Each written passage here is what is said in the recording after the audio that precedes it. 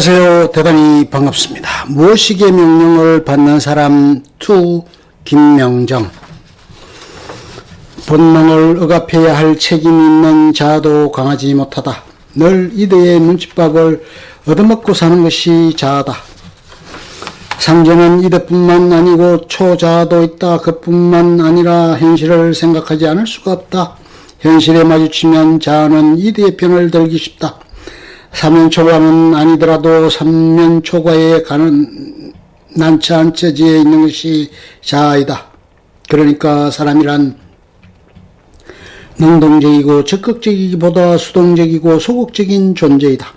프로이트는 자기 이론을 바탕으로 하여 여러 문화권에서 발견되는 토템 신앙과 금기에 대하여 다음과 같은 해석을 내렸다. 옛날 원초에 아버지가 여자를 모두 자기가 차지하려고 아들을 모두 내쫓았다. 어느 날 이 아들들이 힘을 합쳐서 아버지를 죽이고 그 육신을 나누어 먹었다. 그러나 죽은 아버지에 대한 사랑과 미움의 갈래에서 죄책감이 생겨 죽은 아버지의 소망을 따르기로 했다. 그리하여 아들들은 서로 여자를 차지하려는 경쟁을 벌이지만 근친상간을 금하는 데에는 합의를 했다. 그리고 죄책감을 줄이려고 토템 동물 곧 상징적인 아버지를 정해서 그를 섬기기 시작했고 금기도 생겼다. 토템 신앙이란 아들과 아버지와의 상징적인 계약이다. 아버지는 자식들을 보살펴주고 그 대신에 아들은 아버지를 섬긴다. 곧 아버지가 잘해줄 때에는 아들들도 아버지를 존경할 줄 안다는 것을 보여준다는 의미가 있다. 그러나 시간이 가면서 아버지에 대한 동경이 커져서 아버지가 완전해 보이고 완전한 자유의 구현같이 보였다. 그래서 그를 이상적인 대상으로 떠받들고 싶어졌고 아버지에 대한 원망은 없어졌다.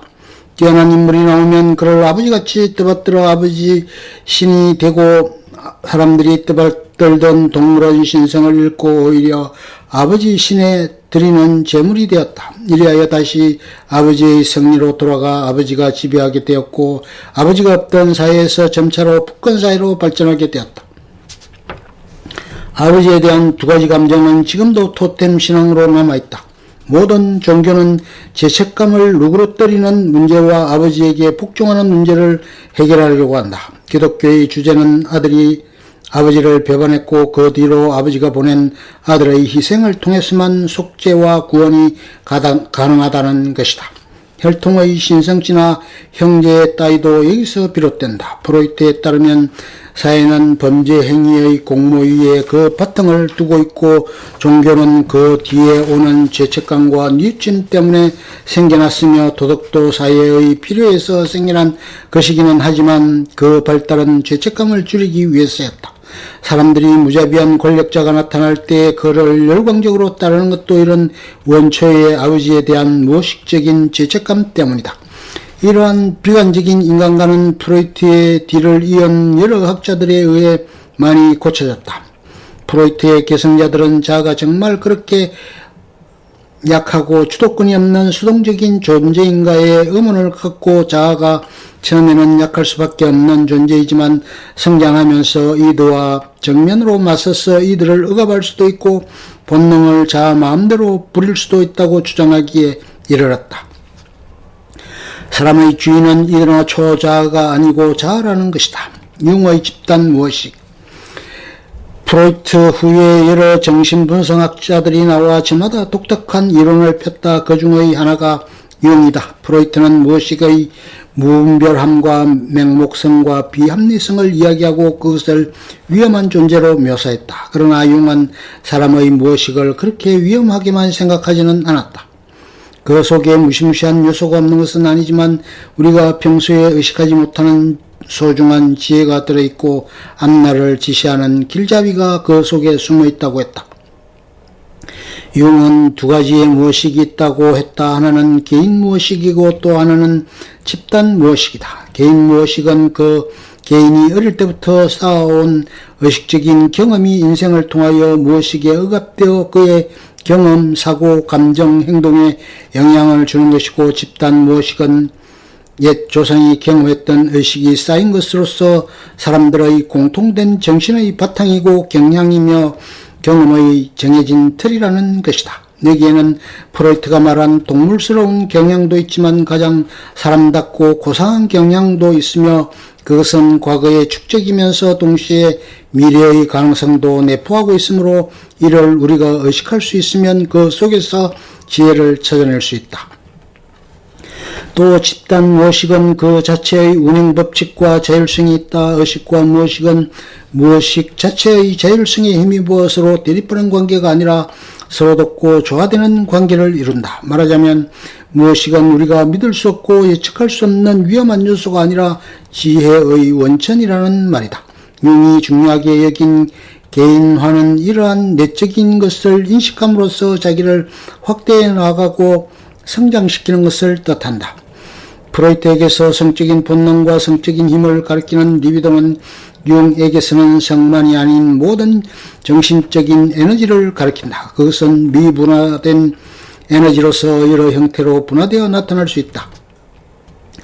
젖먹이가 젖을 빠는 것은 성적인 것이 아니라 영양 공급의 기능을 갖는 것이다. 거기에 만족과 쾌감이 따르지만 쾌감이라고 해서 반드시 성적인 것은 아니다. 쾌감을 향한 힘은 모두 성적이라면 배고픔도 성적인 것이라야 해야 할 것이다. 리비도는 성적인 것으로 나타나기도 하지만 종교에서와 같은 힘이나 의미를 발견하려는 힘으로도 나타난다. 융의 정신의 힘, 곧 리비도는 많은 부분이 자연 법칙에 따라 생명을 유지하는 데 쓰이지만 적은 부분은 상징을 통하여 변환되어 문화활동으로 나타난다. 상징이란 모든 심리 현상을 말한다. 이를테면 공상, 꿈, 신화, 의식 따위가 그것이다. 또 이러한 상징은 과거에 무엇이 일어나고 났고 미래에 무엇이 일어날지를 가리키는 구실을 함으로 이로써 사람은 자신의 미래를 창조할 수 있다.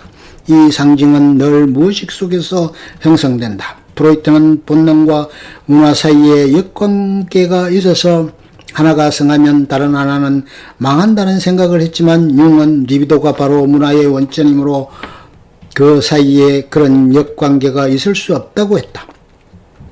프로이트가 종교를 신경증이라고 한데 견주어 융은 종교를 정신생활의 중요한 요소라고 생각했다. 프로이트는 사람을 믿을 수 없는 적들로 둘러싸인 외롭고 불안한 존재로 보았지만 융은 무의식 자체에 어떤 자율성과 지혜가 있다고 봄으로써 사람에게 믿음을 가질 수 있었다.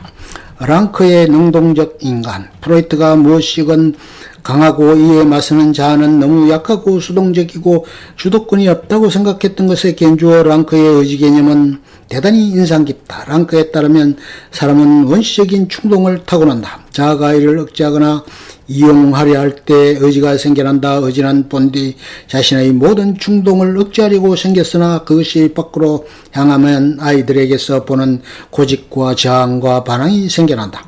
의지는 마침내 발달하여 본능을 창조적으로 이용하고 억제하는 사람의 적극적인 주체가 된다.